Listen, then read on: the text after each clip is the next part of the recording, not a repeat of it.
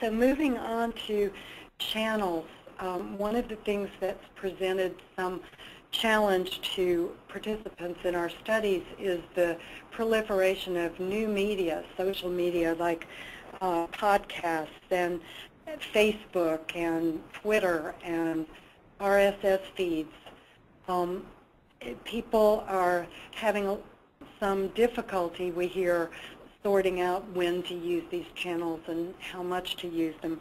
We saw in the study a substantial amount of growth expected in the new technology communication channels, especially some of the social networking tools, with 64% of participants anticipating increased use at their companies within the next 3 years.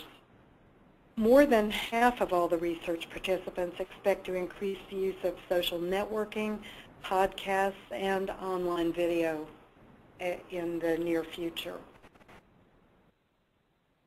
Also, SharePoint and online chat were growing in use. This slide shows examples of using some of those new channels, Facebook, YouTube, and an external internet site for brand communications. A CMO said, there's a lot more use of technology now to create more interest and better explain the anatomy and physiology that we work with. We're taking full advantage, and that's been beneficial in allowing better recall and increased engagement on the issues through video technology in particular. Pfizer is one company that has really jumped on this bandwagon. They've been using multimedia both externally and internally. A couple of internal examples are the launch a little while back of an RSS feed for its R&D employees, and it's been said for about 2 years now to be developing a Pfizer Facebook tool to share information with employees. And they've also successfully used 3D animation for both Zoloft and Procardia XL.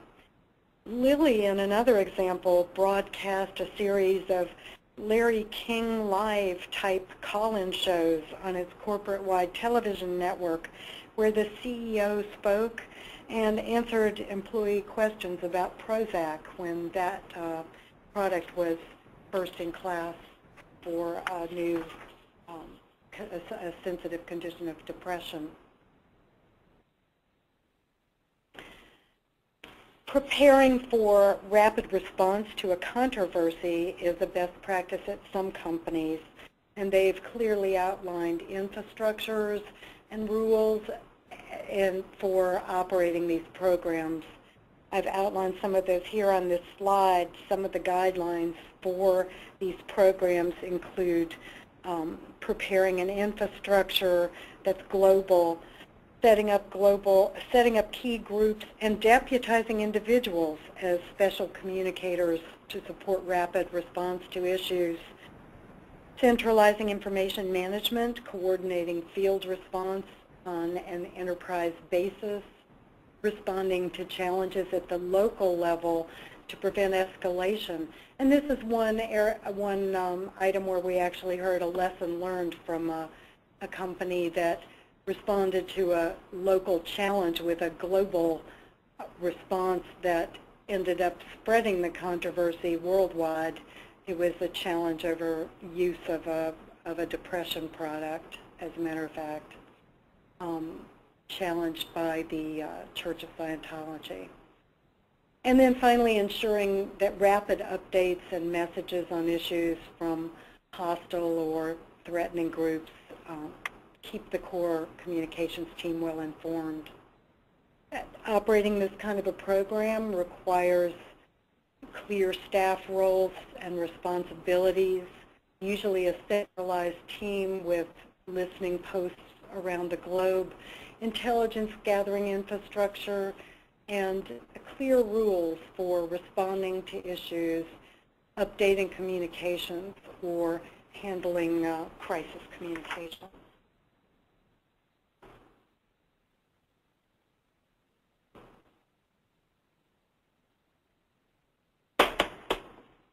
Engaging influencers internally and externally is a successful strategy for many in building brand support. Some of the tactics we heard about were using senior leadership to introduce basic disease information, typically at regular company meetings such as all-hands meetings, usually beginning by clinical phase 2, if not before.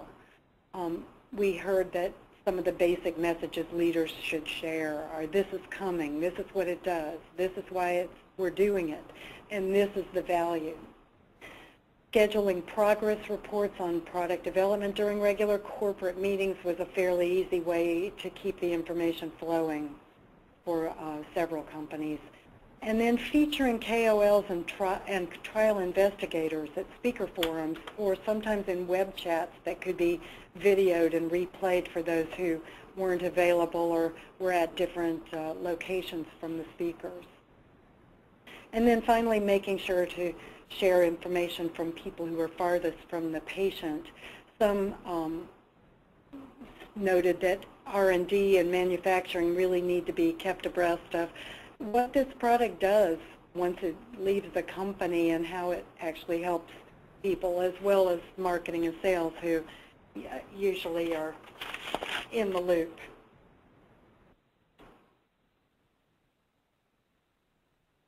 Some companies have had success segmenting brand messages from different internal audiences to enable customized timing, depth of message, regional focus, or job-related slant in their key communications. Some of our findings here were about half the benchmark class uses some internal segmentation of its brand messages. The key purposes of segmentation were usually to enable differences in timing or depth of messages.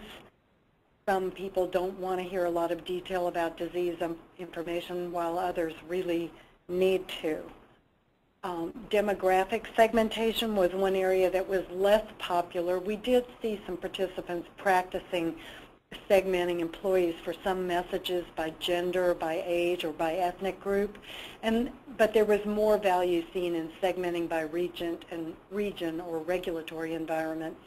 And several did caution that these segmentations need to be very carefully managed to avoid confusion of people who might get, say, a message for a region and a message for an ethnic or age group or a management level group. You don't want to have them hearing different messages at different times. And the most important thing being, of course, that communications are pretty much in lockstep and internal and external audiences get the same gist. For that reason, segmentation shouldn't be used in basic brand positioning messages that would cause inconsistency in the core message. And we also saw internal segmentation processes are likely significantly less sophisticated than external segmenting that more people are doing.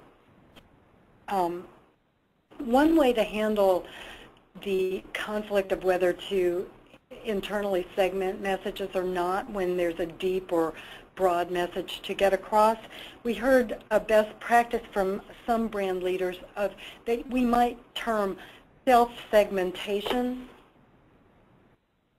And this involves providing internal web links in basic brand messages that are suitable for everyone.